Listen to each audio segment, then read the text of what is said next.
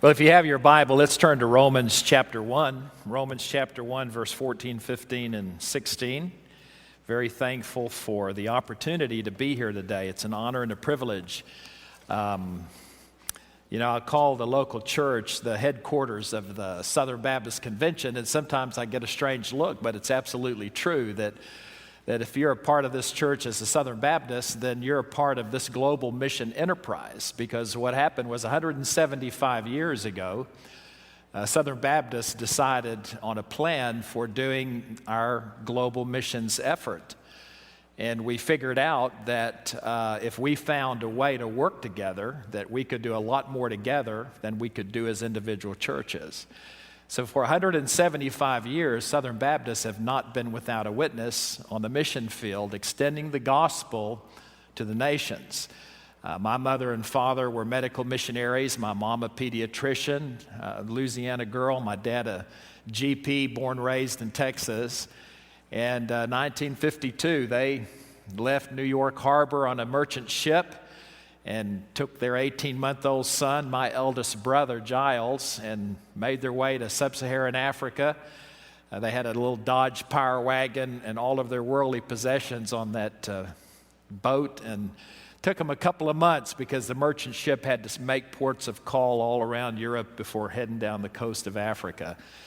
And then they offloaded that truck, and all their belongings were in Cape Town for a couple of weeks before heading into the country of Southern Rhodesia, the modern-day country of Zimbabwe, where for the next about 36 years, they planted their lives in a bush hospital. They went 60 miles from the nearest town and carved out a home there. And their first hospital was a mud hut. My mama's first incubator was an orange box with hot water bottle in it. And that's where I was born and raised. My dad delivered me in that bush hospital, a little bit improved by the time I came along. And so that's where I was born and raised. So this has been really a part of my life experience from the time I was born. I've been a recipient of the goodness of Southern Baptists and their generosity. I mean, from the time I was born, 20 then years on the mission field with my wife and 4 kids born there. Your gifts, your prayers sustained us on the mission field. We lived in a village on the backside of the Kalahari Desert, and there we extended the gospel of Jesus Christ. And the only way we could be there was because of churches like you, your faithfulness to support us. So this Lottie Moon Christmas offering for me is not just fundraising. It's something that today it sustains over 3,600 missionaries around the world, along with their some 2,200 children. And they're depending on you. They're depending on your faithfulness to pray, to give, to support, and sometimes even, yes, to join them on the field. And today I want you to look at Romans chapter 1. I want to answer the question that sometimes I get asked, and many times is in the heart of many Christians, and that is why do you do what you do? What is the purpose of this? Don't people right here in Starkville need the gospel? Why are we sending and supporting and using resources to tell people over in Africa that I've never met, don't know anything about? Why do I have a responsibility to them when there's so many people right here who need the gospel? And hopefully, as we look at this text, hopefully I can answer that question for you, and you then can answer that question for anyone who asks you why you do this. So if you're in your book of Romans chapter 1, let's just begin in verse 14. I'm reading out of King James, and deliberately so for this word here in verse 14 when it states this, makes this statement. I'm a debtor, both to the Greeks and to the barbarians, both to the wise and to the unwise. So as much as in me is, I'm ready to preach the gospel to you that are at Rome also.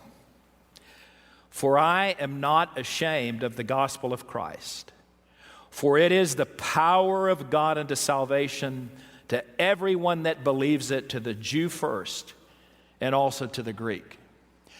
There's a time in the apostle's life when he first encountered the Lord Jesus Christ. If you know the story of this man whose previous name was Saul, you know that he was a persecutor of the church. He thought he was doing his religious duty by persecuting these Christians. He felt that they were blasphemous, that they were false prophets, false teachers, and he was defending his Jewish faith. And he thought he was getting credit from God by persecuting the church. And he had an encounter on the Damascus Road in which the person of Jesus Christ came and met him and encountered him and changed the course of his life. And after he met the Lord Jesus Christ, his life was reoriented. And in that reorienting of his life, he came to understand that God had a plan for his life, and that plan was a mission that would cost him the rest of his days. And the first thing that I thought about this text when we were on the mission field, I had been encountered by the call of God in my life as a junior in high school, and from that point forward, I had sensed that God was directing the course of my life towards missions. Subsequently, I met my wife, Leanne. We found ourselves in the country of Botswana, living in this village, as I said, on the backside of the Kalahari Desert. And we were in this very isolated geographical area, about 220 miles from the nearest paved road. And once you hit the paved road, it was about another 200 miles to the nearest town. And it was a hot environment. It was in the summertime, temperatures 110, 112, 113. And we're living in a concrete block house with a tin roof and no insulation. I mean, it's like living in an oven. Once that concrete got hot in the day, it radiated heat into the house. So at nighttime, difficult to sleep. Now, my older brother, served in West Africa. When I'd be whining about the heat, he'd be like some people down here in Mississippi, I'm sure, who say, well, that's dry heat, right? That's dry heat. And I told him, I said, well, David, have you ever heard of spontaneous combustion? That's what happens in dry heat. Yeah, someone told a joke about Thanksgiving turkey headed into the oven, looks at the other turkey and says, don't worry about it, it's just dry heat. Well, it can cook you, and that's how it was treating us. And we weren't accustomed to that kind of heat, so we weren't sleeping well. And the spiritual soil was difficult. I don't know what I expected. Where I had grown up was a very responsive area amongst the Shona tribe in Zimbabwe, but the people we were working with, the Botswana tribe, they were just not responsive to the gospel. I would go out and preach and just see very, very little result. They were very polite. They would be respectful and listen, but not much response. And I was discouraged. And the question that came to my mind when I thought about this Apostle Paul was, what was it that kept him motivated in his Christian ministry? What was his motivation? And if you wonder why that would be a question about his motivation, then just think with me about 2 Corinthians chapter 11, where he describes some of his experiences as a missionary. Now listen to this. Now he's defending his apostolic calling. If you want to just listen as I read along. So he's defending his ministry. He's being attacked as being for what he's doing. And so in verse 23, he says, are they ministers of Christ? He says, I speak as a fool. I am more. Now listen to this. He says, in labors more abundant, in stripes above measure, in prison more frequent, in deaths more often. So in other words, he's saying, as a missionary, as I've served God, this is what has happened to me. So he's saying, if you think you have it bad, let me just tell you what's happened to me in the course of my ministry. All right, so that's what he's saying here. Now listen to this. Of the Jews, 5 times received I 40 stripes minus 1. Because his dad was a Roman, when he was whipped, they gave him a grace stripe. In other words, he got only 39 instead of 40. Now, wasn't that nice of him? He has been whipped 5 times with the 40 stripes minus 1. 3 times I was beaten with rods. Once I was stoned. 3 times I suffered shipwreck. A night and a day I've been in the deep. In journeyings often. In perils of waters. In perils of robbers. In perils by my own countrymen. In perils by the heathen. In perils in the city. In perils in the wilderness. In perils in the sea. In perils amongst false brethren. You getting tired yet? In weariness and painfulness, in watching often, in hunger and thirst, in fastings often, in cold and nakedness. Does that sound like he's having a good time? Where did we get the idea that if we followed Jesus Christ, our life would be easy? I get offended when I hear this statement. The safest place to be is in the center of God's will. Because many times people say that with the idea that that means when I'm in obedience to Christ, nothing bad's ever going to happen to me, and that's just not true. Listen to this apostle. If he had believed that his life would be safe, how would he have reacted the first time he got whipped? How would he have reacted the first time he preached the gospel and was stoned and left for dead? How would he have reacted the first time he was thrown into prison and shackled, hands and feet in a dark dungeon? If he had been told, Paul, listen, just follow Jesus, stay in the center of his will, and you'll be safe. No, it's not safe. But friends, being in the center of God's will is the only place to be. Because then, when these things come your way, you know that they only come by the permission of God. And that will keep your feet firmly planted on solid ground. So I was asking myself that question. What was Paul's motivation? That's the first slide. What is Paul's motivation for his mission? And right here in this verse 14, I think we get an insight into the answer to that question. And I think it's something that applies to all of us who are believers in Jesus Christ. Because here's what he says. I am a debtor. In other words, he says, I owe something. I owe something. There's an obligation. In modern translations, your text may say, I have an obligation, which means I have a responsibility. Now, what is this responsibility? Why am I making this point? Well, that word motivation is an interesting word. When I was a little boy, I'm in the middle of 5 boys, by the way. Mama had 5 boys, no girls, so she had her hands full. God bless Mama. And so I was out on the porch watching my eldest brother jump a ditch. And they dug this ditch across our yard to lay water line to the house so Mom could get running water in the house. And they hadn't covered the ditch over. It was about 1 foot wide, maybe 2.5 feet deep. And my brother was jumping this ditch, and he was trying to make a longer and longer jump, and he made this pretty good jump and yells at me under the porch, hey, Gordon, I bet you can't jump as far as I did. Well, he was about 1 foot taller than me. But, you know, being the older brother, the younger brother, going to try. So I get out from under the porch. I'm pushing off from the wall of the house. I'll never forget this. I'm just running as hard as I can to try to impress my older brother. And just as I get to the ditch to jump, my brother yells, snake! Now, he's a mischievous guy, but actually, I glanced down, and an Egyptian banded cobra was in the base of that ditch. From our angle, we couldn't see it. But when he had jumped on his last jump, he had kicked some dirt in and disturbed this snake. That snake has come up out of the ditch and is hooded, and it's looking to see what's disturbed it. Now, when I looked down, it was too late to stop.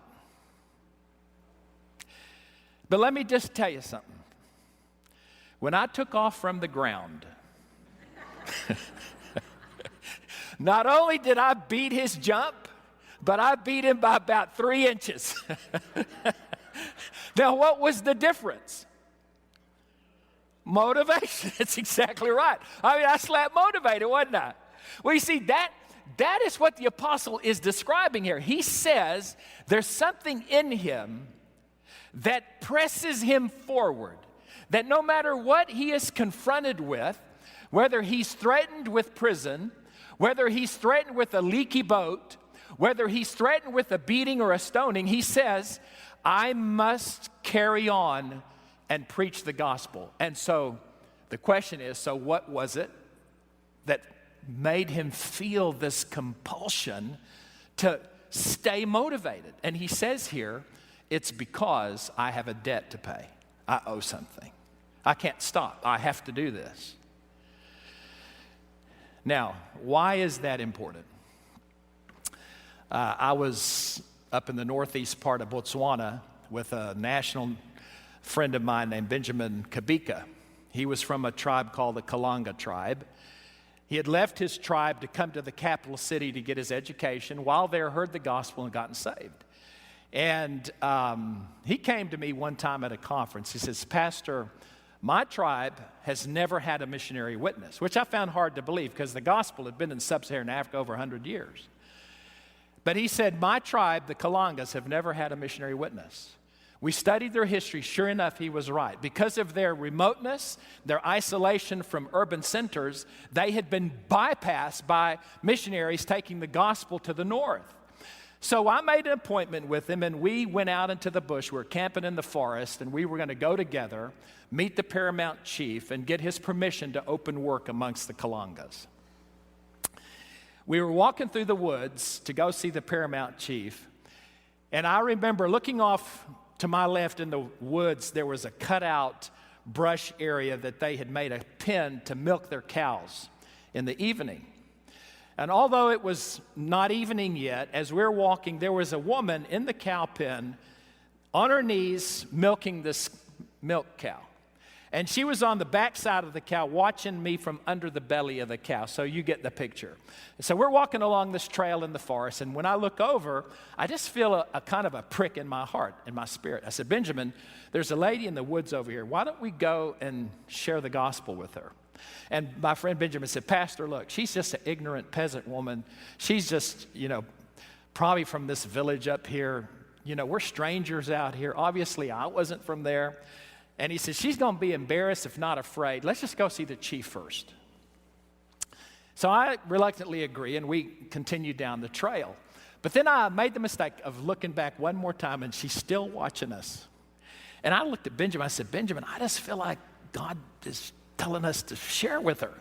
And again, Benjamin says, Pastor, look, she's just probably a peasant woman from the village up here.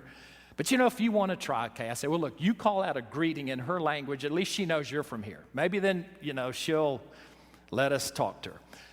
So we turn aside. She sees us coming, stands up in the pen. We get to the edge of the cow pen. And so Benjamin calls out a greeting, and you can just see she kind of relaxed a little bit. We get up to the cow pen. And so I said, Benjamin, ask her if I could share my testimony. So he talks to her a minute. She agrees. So I just began to share the very simple truth of the gospel.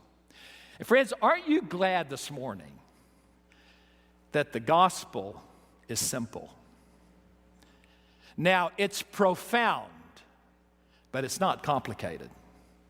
Because the essence of the gospel is this: God created us in His image. As the creator, He had the right to establish the parameters, the laws and regulations by which we would best live. As the one who made us, He knows how your life can be best lived. And so He's given us instruction on how to best live our best life. But there's something down inside of us that rebels against God. Now, I've been in ministry since I was 19 years old. When I was a junior going to college, I pastored a little rural country church. And in all these years of ministry, I've never had anyone tell me that they just love it when someone tells them what to do. You like someone telling you what to do?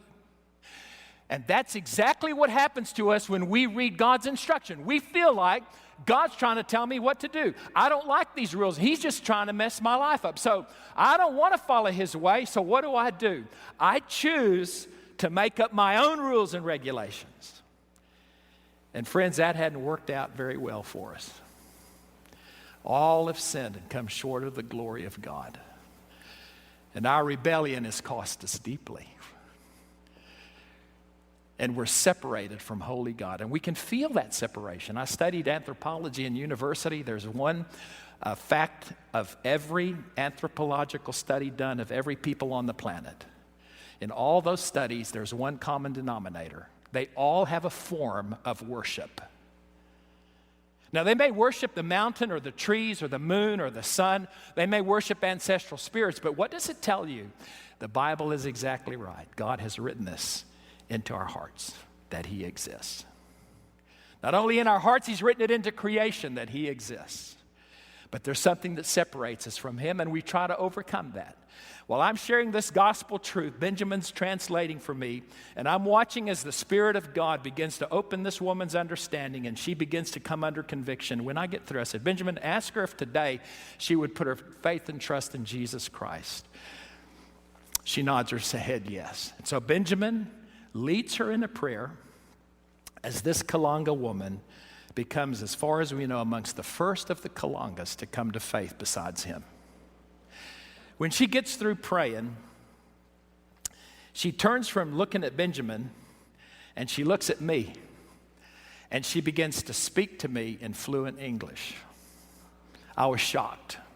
Now listen, Nathan, missionaries, we're always looking for this stuff, and I'm like, it's a miracle. Oh man, I'm just telling you, she had never let on for a second she understood anything I was saying.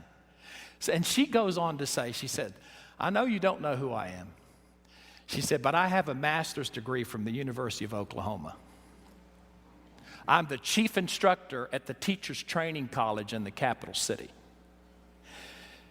And she said, I knew when you looked over here and saw me, you would just think I was an ignorant peasant woman from the village. And then she made this statement. I said to myself, if what those men have to say is so important that they would turn aside to share it with me, it must be the truth. And that woman became a leading worker in our Baptist work in Botswana. But now, the reason I tell you the story is to ask this question. Why isn't it up to us to decide who gets the gospel and who doesn't? Why isn't that my decision? In other words, let's just bring it home here to Starkville. Why isn't it up to you today, when you drive home and you stop along the way at the gas station or the grocery store, or you go to the restaurant if you can, wherever you go and encounter anyone, why isn't it up to you to look at people and you just decide, no, this one is not worthy of the gospel. Oh, I like that one right there. Oh, Nate, he's tall and handsome. Yeah. How lucky God will be if Nathan is on his team. You think that's true about you? You think God's lucky to have you on his team? Or is there anyone in the room this morning who would say, Brother Gordon, if you knew my testimony, before I met Jesus, I was a scoundrel. In fact, I can identify with that old hymn. I was sinking deep in sin, far from the peaceful shore, very deeply stained within, sinking to rise no more. Oh, you weren't just a little bitty bit bad. You hadn't just fallen a little bit short. You didn't have just a little tiny little old stain down in your soul. No. You're on a road headed straight to hell. But God, in His mercy and grace, sent the message of the gospel into your life. I don't know where you heard it. I don't know how you heard it, but somewhere you heard it. that the God of the universe loved you so much, his son Jesus took your place on a cross, paid the penalty of your sin so that you could receive forgiveness and be born again, and the Spirit of God could come and dwell inside of you, and all of your sins forgiven now and forevermore, clothe you with the clothes of Christ's righteousness, and for the first time in your life, you could lay your head on your pillow at night and sleep like a baby because you know it's well with my soul. And today you're a trophy of the grace of God. And if that's you, don't tell me that you don't have a debt to pay. See, that's what the apostle's telling us. Do you remember the older he gets? Look what he says in his letters to the churches. That near the end of his life, he said, I am the chiefest of sinners. Man, he said, I don't deserve this. So that's what he's describing here as his debt. He said, because I have been forgiven, because God has set me free, because he broke the shackles of my sin and forgave me for the persecution of the church that I committed, then he said, I have a debt to pay. And that is what is motivating him. And you see, friends, it's my contention this morning that if you're a follower of Christ, then you also have this debt. You have this obligation. Now, for me, that would be enough. But what I love about this apostle is look at what he then says in verse 15. He says, not only do I have a debt to pay, but look at this, the magnitude of his mission. And that's the next slide. The magnitude of his mission. And the magnitude of this mission, in other words, how far does he have to go? In other words, how big is the responsibility? But Paul, he says, not only do I have this big responsibility, not only is it my mission to take this gospel everywhere I can possibly go, but he says, all that is within me, I am ready to preach the gospel. All that is within me, I'm ready to preach the gospel. In other words, not only is he paying his debt, but he says, I am enthusiastic about this. Essentially, that's what he said. Now, friends, listen. This is what concerns me in North America. For the past about 15, 16 years, my responsibility has been to serve in the home office. We spent 20 years in Africa, then we've been at the International Mission Board headquarters in various responsibilities. Part of mine is to travel and share in churches about what God is doing and the need of the hour. And friends, what I have seen is that many believers, many Christians, do not wake up in the morning with a sense of anticipation, with a sense of hope, with a sense of purpose. In other words, when you wake up in the morning as a follower of Christ, till he calls your name and takes you home, there's a responsibility that we have on this side of eternity to live for him. And friends, it's not a responsibility that should cause you to dread. It's certainly not a responsibility that should cause you to feel bored. We should wake up in the morning to the sound of the trumpets of heaven calling us to the battlefield of life. There is a spiritual war to be waged. That war is taking place in every part of this planet.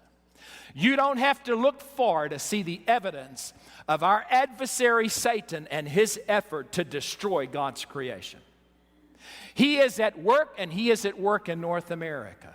He is destroying marriages, destroying young people. He's causing confusion. He comes to steal, to kill, and destroy. Your children are facing a future. Your grandchildren are facing a future that is uncertain. And we have an enemy who is opposed to everything we stand for. And friends, he doesn't rest. He doesn't slumber. He has his strategies. And he is seeking to destroy you. So don't tell me that you can wake up in the morning and do business as usual. You cannot. This enemy, he wants to destroy us. But God has given us weapons that can cause us to stand in victory. He said, this is the victory that overcomes the world, even your faith. He says, on this rock I'll build my church, and the gates of hell will not prevail against it. Resist the devil, and he will flee from you. Friends, we are not a helpless church. We are a victorious church. And we are the ones who are to be on the offense every single day. When I wake up, I am to report for duty and say to God, God, what can I do for you today? And friends, this is the mission of Paul's life. He says, this is a mission that will take my whole life, and I want to take this message to the whole world. I want you to see a few pictures. Because the reason Paul could say that is that the message he's preaching, the message of the cross, he says, I am not ashamed of the gospel. It's the power of God unto salvation to everyone who believes it. Friends, this message of Paul's mission, if you'll go to that next slide, God can save anybody. That's his message. I was out on the island of Cuba last year. There's a cult out there called the Santero cult. They dress in all white. I want you to see one of their high priests and his wife. Here he is, deep in occultism, deep in spiritism, locked in the shackles of evil. And if you just look in this guy's eyes, to me, the glint is there. And then something happens to him. Look at this next picture. Now, this is the same couple. Back it up one. Okay, shave off his mustache, take off his bandana, go forward. There he is. But what a different countenance. You know what happened to him? He heard the gospel. He heard the gospel and got saved. Shared it with his wife. She got saved. Came out of the works of darkness where he was a high priest in the Santero cult. You know what he's doing today? He's a Baptist pastor on the island of Cuba, preaching the gospel of Jesus Christ. Friends, never lose your confidence in the gospel. Today in China, over 30,000 people come to faith every day from amongst the Han Chinese. The gospel is flowing across this world in an unprecedented way. It's being preached in places I never thought I would see in my lifetime. God is on his throne. He hasn't gone anywhere. Today, history is running exactly on time. He's never early and he's never late. He knows exactly where you are, and nothing is too hard for him. I was in a conference in Indianapolis, a conference for the Southern Baptist Deaf. 750 people gathered there, the majority of them born deaf. I'd never been in a conference like that before. But as I watched them worship, as I watched them conduct their services, I was sitting on the front row, asked to give them greetings and give them a message. And as I watched this, I began to think about the people I've seen around the world who come from this group of people who are deaf, born deaf. Did you know if you're born deaf in an Islamic Orthodox family, you have no hope of paradise? It's considered a blemish that precludes you from heaven. Imagine the hopelessness of a person born deaf. In Ethiopia, there was a group of deaf people who were pushed out of their villages and forced to live in the mountains, considered worthless, so worthless that they were not even given names. I looked at these deaf people in the room and I thought, who better than this group to go to the globe and tell the good news of the gospel to people who are just like them? Some of those deaf, at the end of the service, I gave an invitation. We ran out of invitation cards at 75. And within several weeks, about 35 of them were in the process applying to be missionaries around the world. Today, there are deaf missionaries around the world extending the gospel. Some of them found their way into East Asia. They found a group of 15 men living on the streets in a commune. They invited them to a little retreat center, took them to this retreat center as they began to learn the dialectical differences in the deaf sign language and the deaf language of that culture. They begin to share the gospel with him. At the end of the week, they shared with these 15 men, this is the good news of the gospel. He said, one of the deaf men signed to this missionary, are you telling me that if I trust Jesus Christ as my Savior, that I never again have to fear the evil spirits that dwell in our land? And our missionary signed back, that's exactly right. And this deaf guy signed, that is the best news anyone has ever told me. All 15 of those men came to faith. Because of the security of the area, they had to find a private place to have a baptismal service. I want you to see this guy getting baptized, one of them. He's signing his testimony, nail prints in the hand of Jesus. And then just take a look at this picture. Friends, the gospel is good news. It's really good news. So the question this morning, as we close, is why are there today 3,117 unique language groups in the world today who have never heard it?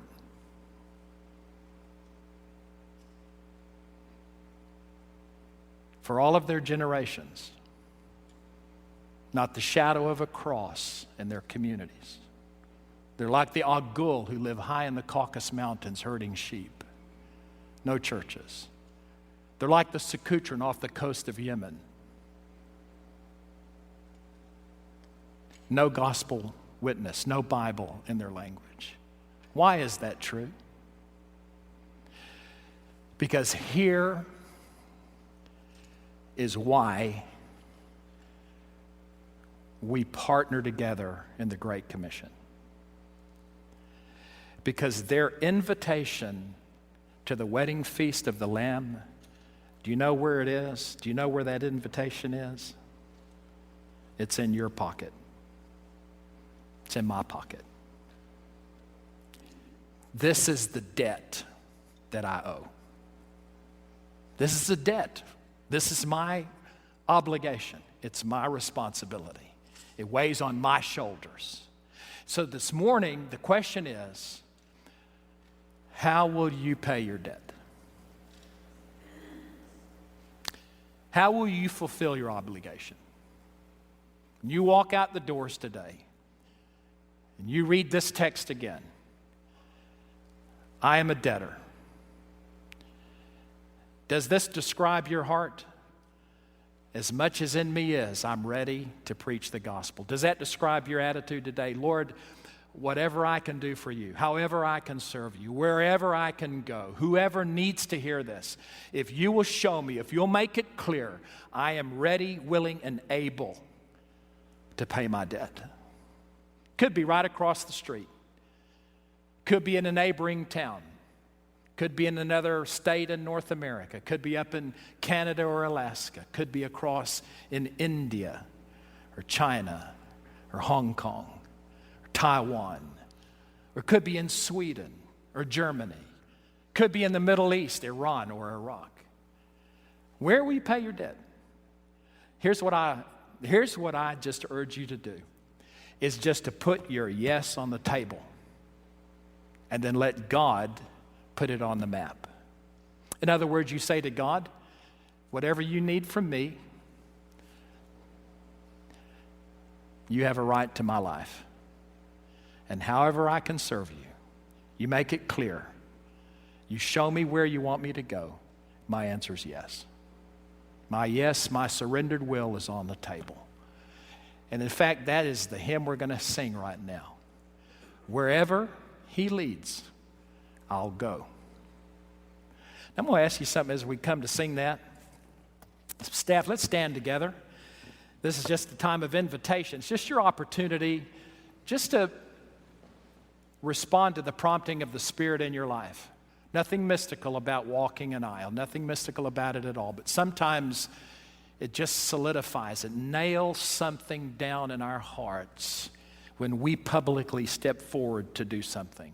It acts as a testimony to people who know you, they see you. It serves to show them that God is stirring something in your heart that you're committing your life to. So sometimes we need to do that. Some staff will be here at the front. Now, I just want to make one practical suggestion here. We're going to sing a hymn that says, "Wherever He leads, I'll go," right? So now I want to ask you a question. How can you sing that song if you don't have a passport? You see, I just think every Christian ought to at least have a passport. Because how do you sing that song, "Wherever He leads, I'll go," and you don't have a passport? That passport is your testimony that you mean what you say when you sing this song.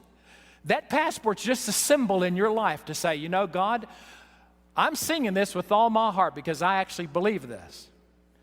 If there's a place on this planet where you want me to go, I'm ready.